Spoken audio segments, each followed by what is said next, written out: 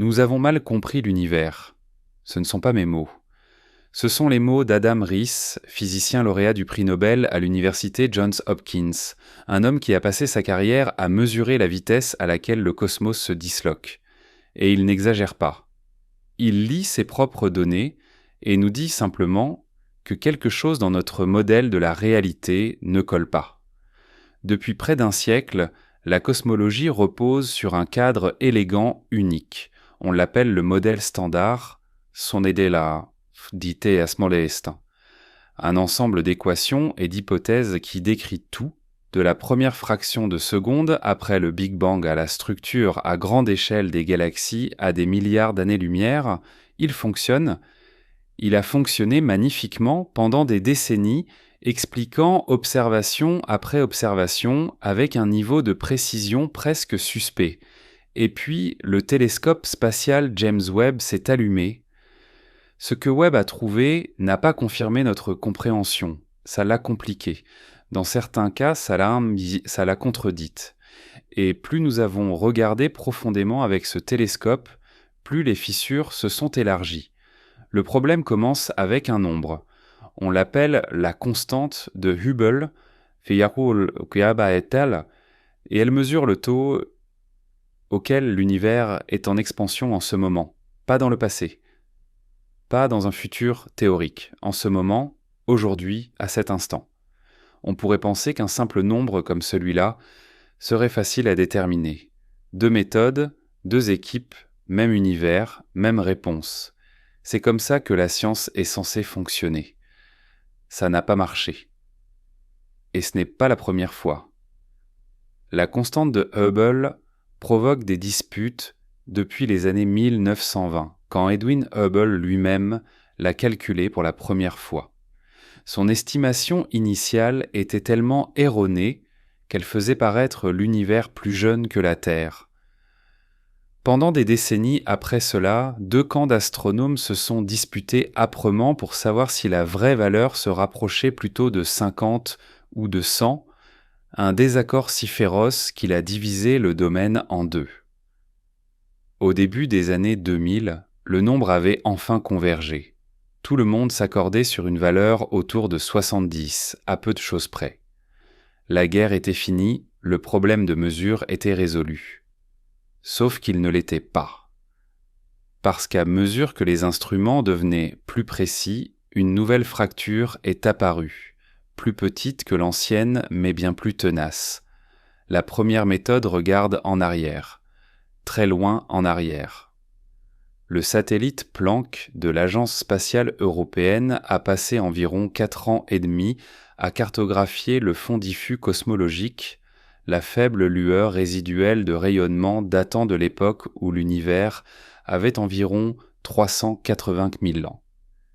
À partir de cette carte, les physiciens ont extrait les conditions de l'univers primitif, les ont injectées dans le modèle standard et ont fait tourner les équations vers l'avant sur près de 14 milliards d'années pour prédire à quelle vitesse l'univers devrait être en expansion aujourd'hui. La réponse obtenue était d'environ 67 km par seconde par mégaparsec. Un mégaparsec, au passage, c'est 3,26 millions d'années-lumière. Donc pour chaque tranche de 3,26 millions d'années-lumière vers l'extérieur, les galaxies s'éloignent de nous 67 km par seconde plus vite. Un nombre propre, une marge d'erreur infime, un niveau de confiance à crever le plafond. La seconde méthode est plus directe. Au lieu de modéliser le passé et de projeter vers l'avenir, elle mesure le présent. Adam Rees et son équipe, appelée SH0ES, utilisent une technique connue sous le nom d'échelle des distances cosmiques. Ils commencent par mesurer la distance à des étoiles pulsantes proches appelées céphéides, des étoiles dont la luminosité fluctue à un rythme directement lié à leur luminosité réelle. Mesurez la pulsation, calculez la luminosité vraie, comparez-la à la luminosité apparente vue depuis la Terre et vous obtenez une distance. De là, ils avancent vers des galaxies contenant à la fois des céphéides et un type spécifique d'étoiles en explosion appelée supernova de type 1A. Ces supernovas sont utiles parce qu'elles explosent toutes avec à peu près la même luminosité maximale. Donc une fois que vous les avez calibrées avec des céphéides dans la même galaxie, vous pouvez les repérer dans des galaxies à des centaines de millions d'années-lumière et calculer à quelle distance se trouvent ces galaxies. Combinez cela avec la vitesse à laquelle elles s'éloignent et vous obtenez la constante de Hubble. L'équipe de Riss a obtenu 73, pas 67, 73. 6 km par seconde par mégaparsec, plus rapide que ce que prédit le modèle standard. Ça pourrait ressembler à une erreur d'arrondi. Ce n'en est pas une. Dans un domaine où les mesures sont couramment précises, à moins d'1% près, un écart de 8 ou 9% entre deux méthodes indépendantes est énorme. C'est la différence entre un univers d'environ 13,8 milliards d'années et un qui pourrait avoir plus d'1 milliard d'années de moins. Ça change la taille de l'univers observable. Ça change le rythme auquel les galaxies se séparent. Ça change potentiellement la nature de l'énergie sombre qui repousse tout depuis la fin des années 1990. Réfléchissez à ce que ça implique un instant. Si l'univers est en expansion plus rapide que ce que notre meilleur modèle prédit, alors tout ce qui découle de cette prédiction se décale. L'âge de l'univers rajeunit. Les distances entre les amas de galaxies changent. La chronologie du moment où les premières étoiles se sont allumées, où les premiers éléments lourds ont été forgés à l'intérieur d'étoiles mourantes, où les conditions pour les planètes, la chimie et finalement la vie sont devenues possibles, tout ça se décale. On n'ajuste pas simplement un cadran sur un tableau de bord, on redessine l'histoire entière de tout ce qui a jamais existé. Pendant un temps, les scientifiques ont supposé que quelqu'un s'était trompé. La théorie la plus populaire était l'encombrement stellaire. Les céphéides ont tendance à vivre dans les disques denses et poussiéreux des galaxies plus jeunes. Quand Hubble les observait, ses caméras mélangeaient parfois la lumière d'étoiles voisines, faisant paraître les céphéides plus brillantes qu'elles ne l'étaient réellement. Des céphéides plus brillantes signifient des distances calculées plus courtes. Des distances plus courtes signifient une constante de Hubble plus élevée. Si on pouvait nettoyer ce mélange, disait l'argument, l'attention se relâcherait. Alors, Riss a pointé le télescope spatial James Webb sur les mêmes étoiles. Webb orbite autour du Soleil à environ 1,5 million de kilomètres de la Terre, bien au-delà des interférences de l'atmosphère et du rayonnement thermique de notre planète. Son miroir plaqué hors de 6,5 mètres collecte la lumière infrarouge avec une sensibilité qui fait ressembler Hubble à une paire de lunettes de lecture. Si un télescope pouvait trancher la question, c'était Webb. L'attente dans une bonne partie de la communauté était que Webb allait doucement dégonfler la tension, que sa vision plus nette révélerait le mélange, corrigerait les distances et ramènerait la constante de Hubble en accord avec le modèle standard. Certains astronomes rédigeaient déjà la nécrologie de la crise avant même que les données n'arrivent. Les caméras infrarouges de Webb peuvent percer la poussière et l'encombrement avec une précision que Hubble n'a jamais eue. Si le mélange était le problème, Webb le montrerait. Les céphéides apparaîtraient plus faibles only torfaibles à travers les yeux de Webb, les distances que s'allongeraient et la constante de Hubble redescendrait vers 67. Crise évitée, ce n'est pas ce qui s'est passé. Webb a confirmé les chiffres de Hubble. Pas approximativement, presque exactement, les céphéides avaient le même aspect. Les distances d'y tenaient, le taux d'expansion restait à 73. Début 2024, l'équipe SH0ES a publié un article dans The Astrophysical Journal Letters annonçant qu'ils avaient désormais couvert toute la gamme des observations de céphéides de Hubble avec Webb, s'étendant jusqu'à une galaxie appelée NGC 5468 à environ 130 millions d'années-lumière de la Terre. Un millier de céphéides à travers 5 galaxies hautes de 8 supernovas. La conclusion était sans équivoque. L'erreur de mesure pouvait être écartée avec un très haut niveau de confiance. Riss l'a formulé simplement.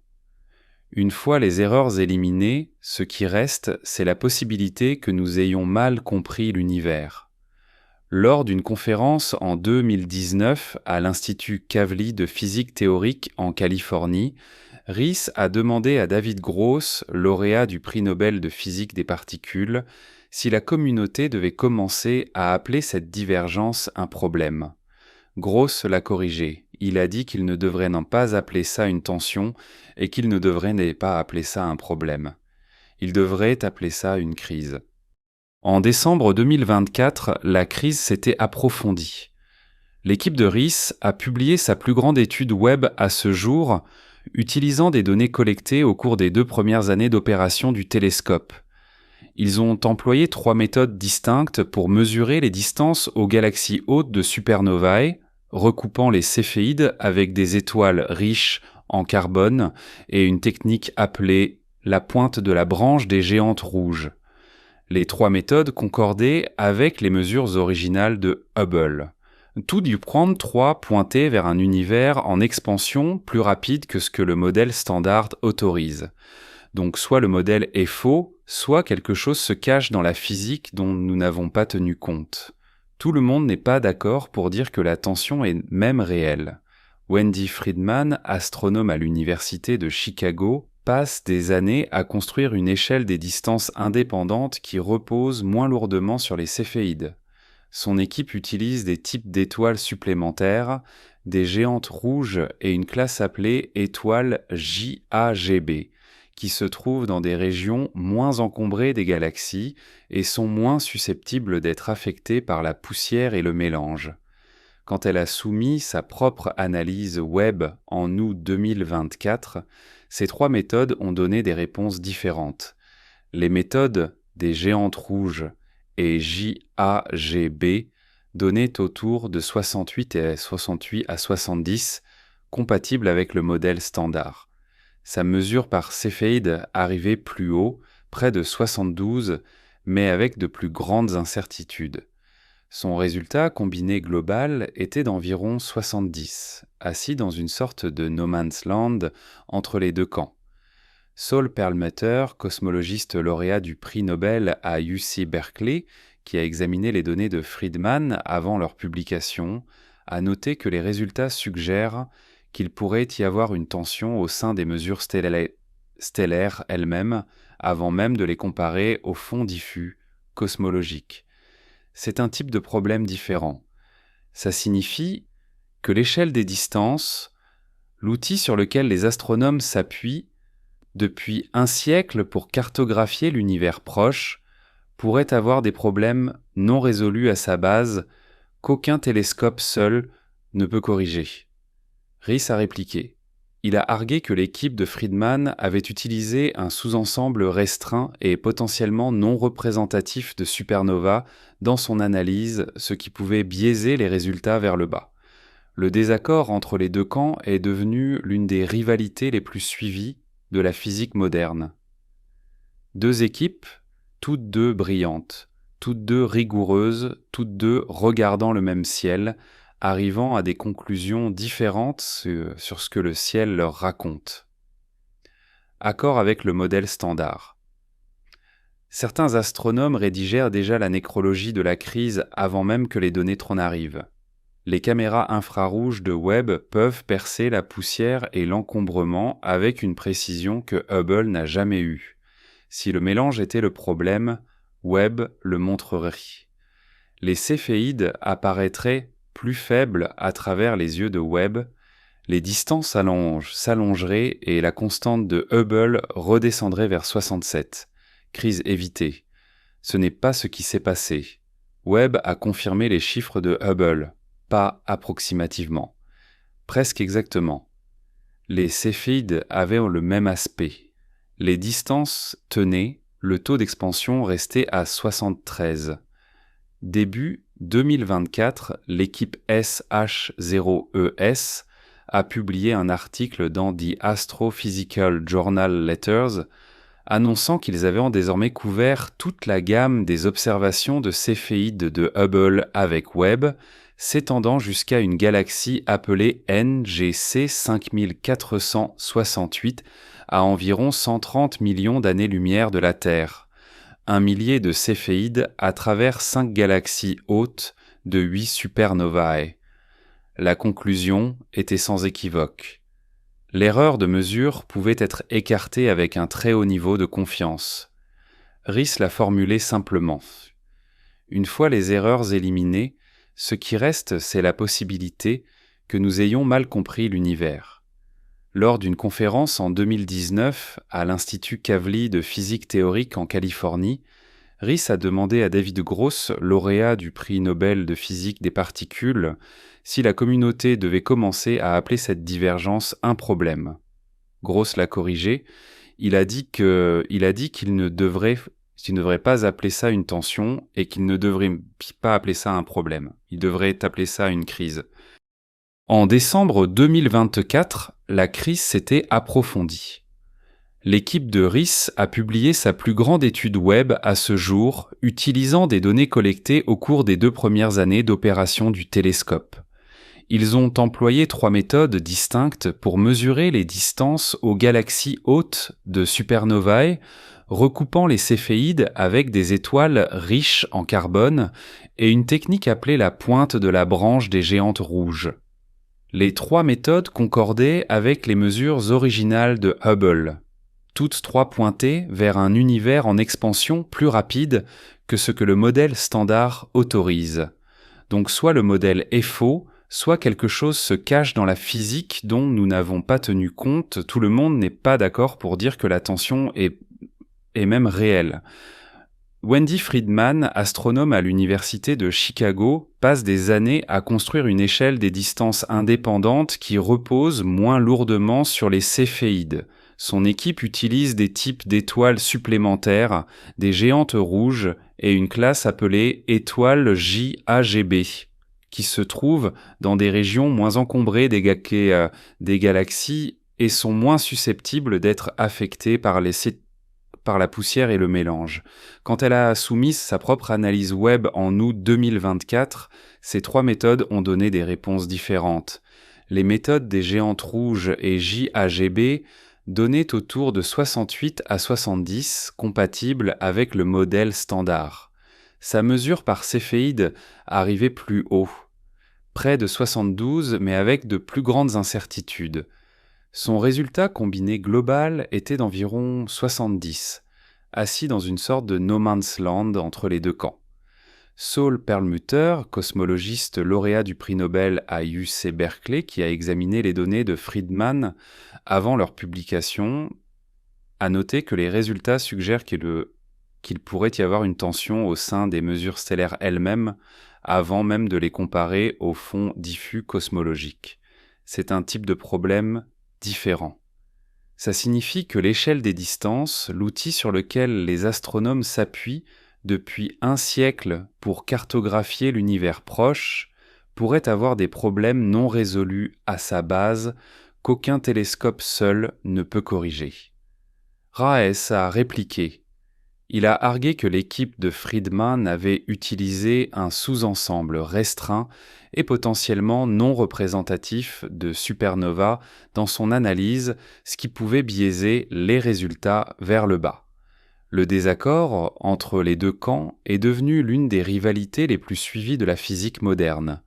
2 équipes, toutes 2 brillantes, toutes 2 rigoureuses, toutes 2 regardant le même ciel, arrivant à des conclusions différentes sur ce que le ciel leur raconte. Une possibilité qui revient sans cesse s'appelle l'énergie sombre précoce, une poussée hypothétique d'expansion supplémentaire qui se serait produite dans les premières centaines de milliers d'années après le Big Bang, puis aurait disparu. Si quelque chose de ce genre s'est produit, cela aurait changé les conditions de l'univers primitif juste assez pour décaler la prédiction de Planck vers le haut, plus près de 73, sans casser les autres choses que le modèle standard fait bien. Mark Kamionkowski, cosmologiste à Johns Hopkins qui a contribué à développer cette idée, l'a comparé à l'univers recevant un coup de pied inattendu juste après sa naissance. Une impulsion qui se serait propagée à travers 14 milliards d'années d'expansion, altérant légèrement le taux que nous mesurons aujourd'hui. Personne ne sait si l'énergie sombre précoce est réelle. Personne ne l'a détectée. Mais c'est l'une des rares idées qui pourrait résoudre la tension de Hubble sans démolir tout le reste qui fonctionne. La tension suffirait à elle seule. Mais Webb a porté un second coup. Presque dès que le télescope a commencé à observer, il a trouvé des galaxies dans l'univers primitif qui n'avaient rien à faire là. Pas des galaxies petites, faibles, balbutiantes, ce que le modèle standard prédisait à ces distances.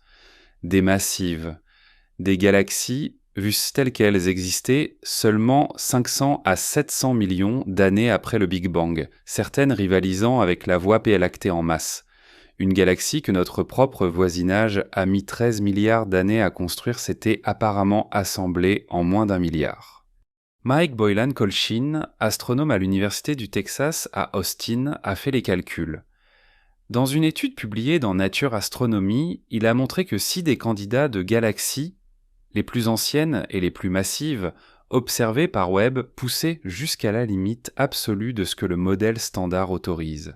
Pour former des galaxies aussi lourdes aussi vite, pratiquement chaque atome disponible dans leurs halos de matière noire environnant aurait dû se convertir en étoile. Dans un univers normal, ce taux de conversion se situe autour de 10%. 90% du gaz ne forme tout simplement jamais rien. Il est trop chaud, ou il est expulsé par le rayonnement, ou il dérive tout simplement. Ces galaxies semblaient fonctionner à 100% d'efficacité, comme une usine qui transformerait chaque déchet de matière première en produit fini sans aucune perte. La physique ne fonctionne pas comme ça. Dans aucun modèle que quiconque avait construit. La réaction initiale a été, franchement, de l'alarme. Si des galaxies aussi massives se sont vraiment formées aussi vite, alors soit nos modèles de formation galactique sont profondément incomplets, soit le modèle standard de la cosmologie lui-même a besoin d'être révisé. Certains physiciens ont proposé que de nouvelles particules ou forces aient pu exister dans l'univers primitif, accélérant la formation stellaire au-delà de tout ce que les modèles actuels prédisent. Puis est venu d'une correction. Catherine Swarovski, doctorante également à l'Université du Texas, a dirigé une étude publiée mi-2024 qui a réexaminé les données.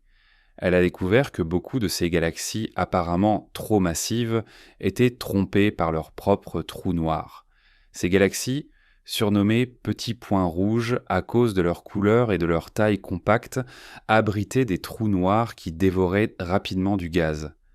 La friction de toute cette matière en chute libre la chauffait à des températures extrêmes et cette chaleur rayonnait vers l'extérieur sous forme de lumière, beaucoup de lumière, se mélangeant à la lumière stellaire de la galaxie elle-même.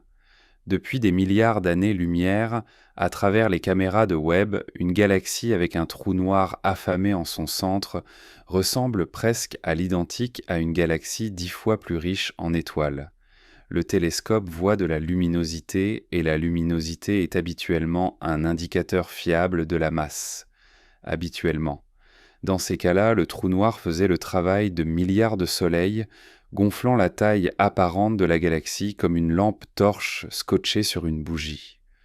Une fois ces petits points rouges retirés de l'échantillon, les galaxies restantes rentraient dans les prédictions du modèle standard. Steven Finkelstein, le directeur de thèse de Swarovski, a été direct là-dessus. Il n'y a pas de crise en ce qui concerne le modèle cosmologique standard, a-t-il dit. Pas du côté des galaxies, en tout cas. Mais l'histoire ne s'est pas terminée aussi proprement. Même après avoir retiré les petits points rouges, il restait environ 2 fois plus de galaxies massives que ce que le modèle standard prévoit. Pas assez pour casser le modèle, assez pour le tordre. Swarovski a suggéré que les étoiles se sont peut-être formées plus vite dans l'univers primitif qu'elles ne le font aujourd'hui, que les conditions plus denses, peu après le Big Bang, rendaient plus difficile l'échappement du gaz pendant la formation stellaire, permettant au processus de s'accélérer. Une explication raisonnable, mais qui nécessite tout de même des ajustements dans notre façon de concevoir la croissance des galaxies. Et puis début 2025, Webb a trouvé autre chose, une galaxie spirale massive rapidement surnommée la Grande Roue qui existait dans les 2 premiers milliards d'années de l'univers. La structure spirale prend du temps à se développer. Elle nécessite une croissance relativement calme et ordonnée, pas les chaotiques auxquelles on s'attendrait dans un univers jeune. Temia Nanayakar, l'un des astronomes qui l'a découverte à l'université de technologie de Swinburne, a dit que la galaxie avait soit assemblé sa masse d'une manière inhabituellement ordonnée, soit formé la plupart de ses étoiles sur place, sans les collisions violentes qui construisent typiquement les grandes galaxies. L'une ou l'autre explication remet en question la pensée conventionnelle. De nouveaux instruments arrivent. Le télescope spatial Nancy Grace Roman de la NASA effectuera des relevés à grand champ conçus spécifiquement pour étudier l'énergie sombre. La mission Euclide de l'Agence spatiale européenne cartographie déjà la géométrie de l'univers à une échelle qu'aucun télescope n'a tenté auparavant. De futures publications de données du télescope spatial Gaia permettront aux astronomes de calibrer les distances des céphéides avec une précision géométrique éliminant une autre source potentielle d'erreur, Et le télescope de cosmologie d'Atacama a déjà produit la carte la plus détaillée du fond diffus cosmologique jamais réalisé depuis le sol, poussant légèrement l'estimation de Planck vers le haut, mais pas assez pour combler l'écart. Nous vivons à l'intérieur d'une question. L'univers le plus précisément mesuré de l'histoire nous dit 2 choses différentes en même temps, et toutes les 2 semblent correctes. Quelque chose dans l'espace entre le commencement et maintenant, dans ces 14 milliards d'années que nous n'avons jamais directement observé, fait quelque chose que nous ne comprenons pas. Un ingrédient que nous n'avons pas identifié, un processus que nous n'avons pas modélisé, une propriété de l'espace-temps que nous n'avons pas imaginé, la cosmologie est déjà passée par là. Dans les années 1990, le domaine a failli s'effondrer sous le poids d'une contradiction différente, des mesures suggérant que l'univers était plus jeune que ses étoiles les plus anciennes. Ça n'avait aucun sens. Les étoiles ne pouvaient pas être plus vieilles que la chose à l'intérieur de laquelle elles vivaient. Puis est venue la découverte que l'expansion de l'univers accélérait, portée par l'énergie sombre, et toute l'image s'est mise en place d'un coup. Ce qui ressemblait à un défaut fatal s'est avéré être l'ombre de quelque chose d'énorme que personne n'avait encore vu. C'est ça, le truc avec les crises en physique. Elles ressemblent à des fins. Elles s'avèrent presque toujours être des portes. Si vous pouviez d'une manière ou d'une autre vous tenir à l'extérieur de l'univers et observer ce moment, vous verriez une espèce sur une petite planète rocheuse orbitant autour d'une étoile quelconque dans la banlieue d'une galaxie de taille moyenne, utilisant des miroirs et des mathématiques pour se disputer sur la question de savoir si la réalité est en expansion 6% plus vite qu'elle ne devrait, et s'énervant vraiment à ce sujet. C'est soit absurde, soit magnifique, et je pense que c'est probablement les 2. Ce n'est pas un échec. Honnêtement, c'est l'inverse. C'est à ça que ça ressemble quand une science atteint la frontière de ce qu'elle sait et continue à pousser. L'univers n'est pas cassé. Notre carte de lui est juste incomplète. Et la prochaine version, quand elle arrivera, sera plus étrange et plus belle que tout ce que nous avons dessiné jusqu'ici.